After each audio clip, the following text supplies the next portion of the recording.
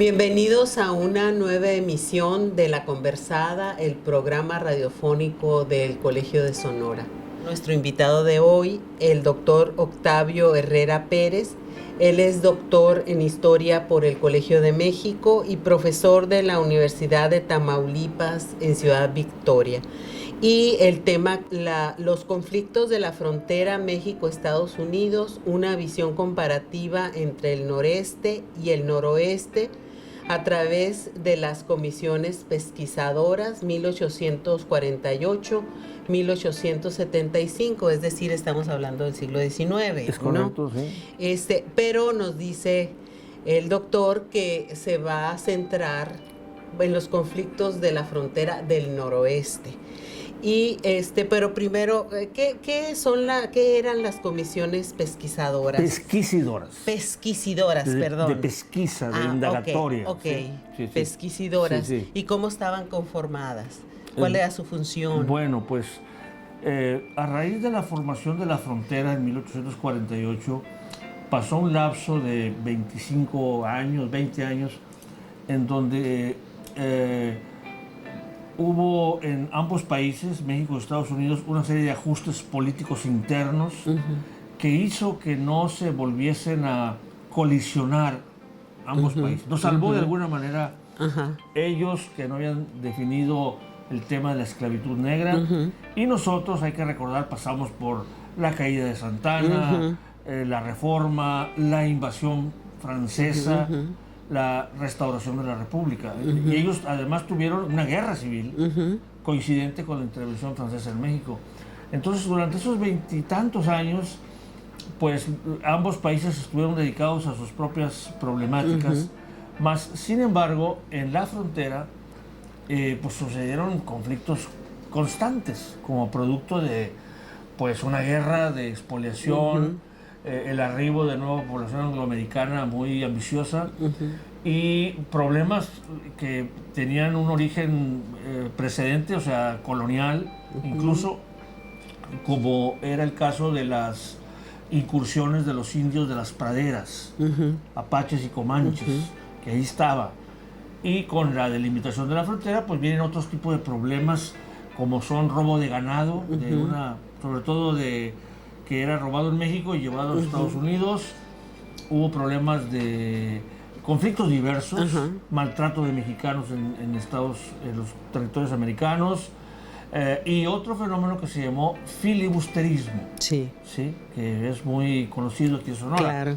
Entonces, el gobierno mexicano, una vez que muere Benito Juárez en el año 72, el presidente que le sucede, Sebastián Lerdo de Tejada, ante la problemática de la frontera, empezaron las reclamaciones estadounidenses a presionar a México para decir que los problemas de la frontera eran causa de los mexicanos y que por lo tanto había que pagarles una indemnización, ¿sí?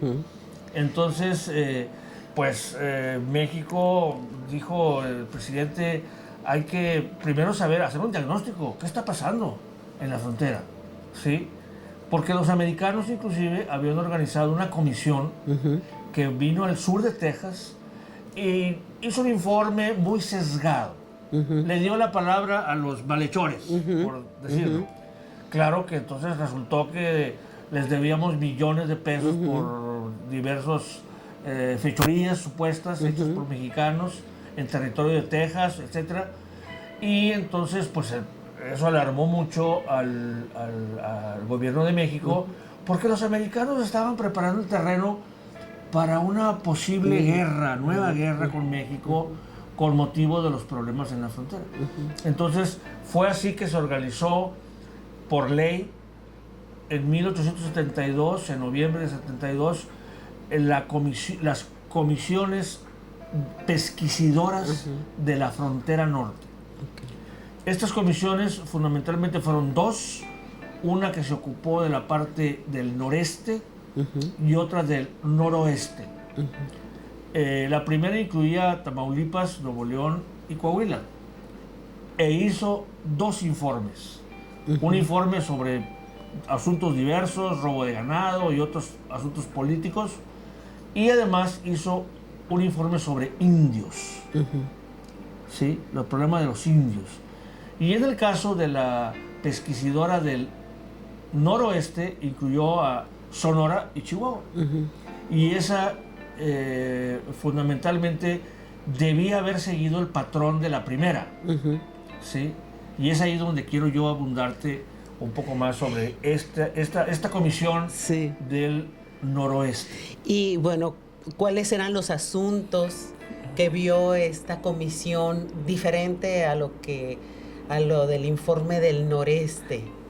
Muy bien, pues resulta que la idea era hacer un recuento, un análisis jurídico de la situación para que tuviera validez ante una mesa superior de deliberación diplomática con los Estados Unidos que estaba establecida en Washington, que era la Comisión Mixta de Reclamaciones. O sea, había una mesa a la que había que negociar los problemas binacionales. Estaba en curso esto, pero México quiso llevar documentos comprobatorios. Para el caso de la frontera noreste, se comprobó que mentía la Comisión Americana. Mentía en su informe. La Comisión del Noreste estuvo conformada por 3 personajes jurisconsultos que habían participado en la política y en muchas actividades de alto nivel en sus propias entidades, uno por cada entidad. Eran expertos. Y entonces lo que hicieron fue hacer un método doble. Por un lado, consultar todos los expedientes judiciales que estuvieran involucrados en problemas de la frontera con los Estados Unidos. Y por otro, levantaron una serie de testimonios orales de quien se sintió agraviado. En fin, hicieron un recuento de testimonios. Y otra cosa, dijeron, si algún norteamericano quiere venir a exponer su testimonio, estamos abiertos. O sea, fue muy transparente la actividad de la comisión. Eso le dio una validez y le dio una legitimidad impresionante. Bueno, terminaron su recorrido sobre todo el norte de Tamaulipas y se concentraron después en Monterrey, porque allí el gobierno de Nuevo León siempre ha sido muy bien sistematizado, el gobierno, por ser la plaza de Monterrey un nodo regional, y ellos tenían en sus archivos los expedientes absolutamente bien registrados de los problemas de los indios. Y entonces, en base a eso, elaboraron el informe de los indios. Bueno, se suponía que la Comisión del Noroeste, que se formó después, ¿sí?, debió haber seguido la misma metodología. Pero, y también el mismo rango. Hubo 3 personajes que se fueron nombrados para esta zona, pero tuvieron diversos problemas. Sí, el Domingo Elías González, otra persona por ahí que no tengo en la mente ahorita, y otra persona, un licenciado Aguirre de Chihuahua. Pero no se conformaron muy bien porque, por un lado, tanto Chihuahua como Sonora en ese momento era guerra viva. Los apaches estaban encima, en tanto que la región del noreste ya estaba fría, digamos, ya estaba más controlada por la misma poblamiento de Texas. Por otro lado, en la región del noreste había más recursos. La comisión no tuvo problemas para financiar sus viajes y idas y vueltas y toda su operatividad para levantar el informe. Los informes no tuvieron problemas. Aquí sí, porque la única financiamiento federal que tenían a la mano era la aduana de Guaymas. Y la aduana de Guaymas además tenía pocos recursos. Y entonces tuvieron que decirle a una casa comercial de Guaymas, la Sandoval y Bulli, que ellos fueran los que apoquinaran, digamos, que financiaran el recorrido de la comisión. Emitieron una convocatoria para los ayuntamientos, para el que se sintiera agraviado, para que hubiera sufrido un daño, etcétera, para que se presentara ante la comisión y expusiera su testimonio. Pero además había otro problema. No había papel sellado en los pueblos. ¿Pero cómo? Sí. Pues, o sea, y como dijeron los de la comisión, es que andamos por pueblos miserables, está esto muy pobre, y además llegaron a Hermosillo y le dijeron al comandante, ayúdanos con una escolta porque vamos rumbo allá para Ures y Arizpe, pues no te los presto, y, o sea, con muchos problemas para desarrollar su actividad. Sí, bueno, ¿qué encontró la Comisión del Noreste en Sonora? El problema de los indios. Los indios apaches ya estaban, estamos hablando del año inicios de la década de los 70, 1870, y la problemática de los indios era feroz. Sí, ya, el problema de los indios en Sonora empezó en forma, digamos, ya ascendente a partir de la década de 1830. Ahí empezó, sí, fuerte. Hubo varios ciclos, varias coyunturas, se les abrió la guerra viva, hubo negociaciones, pero al final siempre estuvo caliente en toda la región.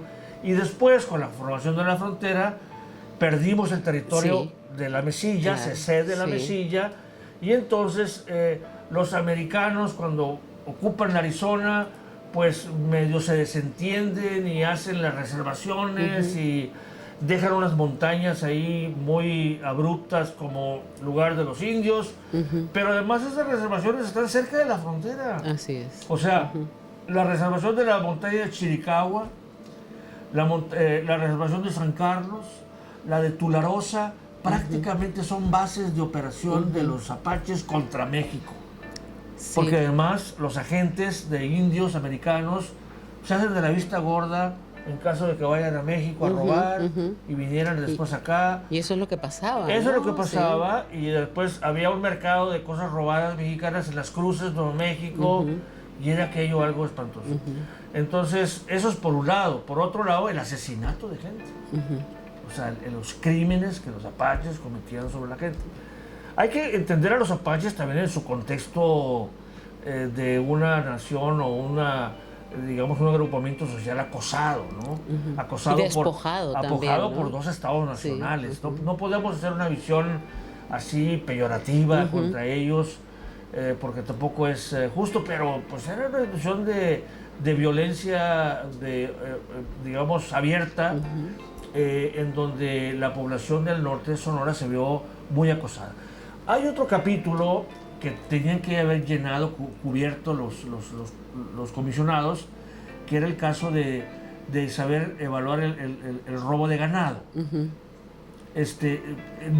Sí lo hubo, pero no en la misma escala del noreste, donde había grandes hatos de ganado y mucha caballada cimarrona o mesteña. En el caso de Sonora, Arizona, prácticamente no había ganado mesteño o cimarrón, y había mucho menos ganado que en el noreste. Sí hubo robos, pero no en las proporciones y cantidades que ocurrieron del otro lado de la frontera. Y consignaron ahí. Otro asunto que consignó la Comisión de Sonora fue los agravios y asesinatos de mexicanos en el territorio de Arizona. O sea, lo tuvieron que dejar consignado.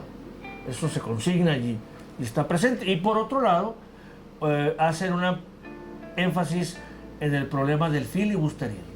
O sea, Sonora estuvo en la mira de 3 grandes amenazas filibusteras que amenazaron el desprendimiento de ese territorio de México.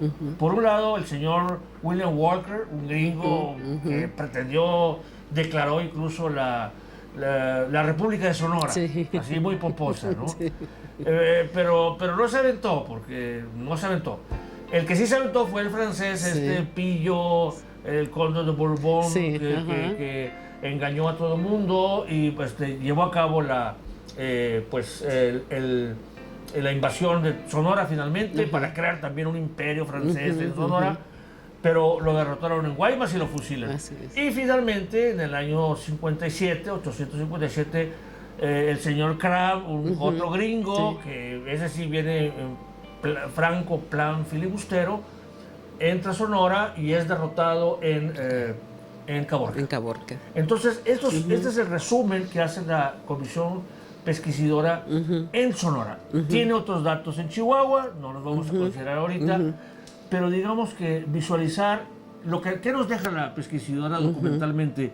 Nos deja un cúmulo de información documental que se encuentra en el archivo de la Cancillería Mexicana, Secretaría de Relaciones Exteriores, de tal manera que ahí tenemos un filón documental que nos permitirá en los años por venir a los historiadores, a las nuevas generaciones que estudian esto, pues estudiar estos fenómenos bajo una perspectiva más amplia. Yo estoy trabajando sobre esto, esperamos publicar el informe para que pues las nuevas generaciones de historiadores y también de la sociedad sonorense conozcan más de esta cruda realidad de la conformación de la frontera en este hermoso estado. Que además no es tan extraña para los contemporáneos, porque sigue habiendo pues conflictos fronterizos muy terribles, ¿no? Pues es que es una herida que no está cerrada del todo, ¿verdad? No está cerrada. Y convivir con los Estados Unidos, dos naciones como las nuestras, pues no es algo sencillo y lo vemos cotidianamente. Así es. Y la historia pues tiene muchísimo que mostrarnos qué tenía o ha tenido México que hacer frente a los Estados Unidos: el derecho. Y eso es lo que exponía la pesquisidora, el derecho. Demostramos, fue un hito. Las comisiones pesquisadoras demostraron que con el derecho podíamos frenar y negociar ante la diatriba estadounidense, ¿verdad? De otra manera, usted y yo no estuviéramos aquí transmitiendo en Sonora. ¿Sabe dónde estuviéramos? En Guadalajara. Sí, pues sí, ¿no? Porque ya la frontera ya estuviera quién sabe dónde. Estuviera más abajo de Mazatlán. Sí, pero qué lindo que estamos en Hermosillo. Así es. ¿Verdad? Bueno, pues agradecemos mucho su participación, esta charla tan amena para nuestros seguidores, y pues esperamos que pronto nos visite de nuevo, pues un tema muy interesante y que da para mucho, y esperamos pues las nuevas pesquisas. Claro, bueno, pues yo nomás veo burro que vamos para Sonora y me subo rápidamente. Muchas gracias, muy amable. Nos vemos en la próxima emisión de La Conversada. Gracias.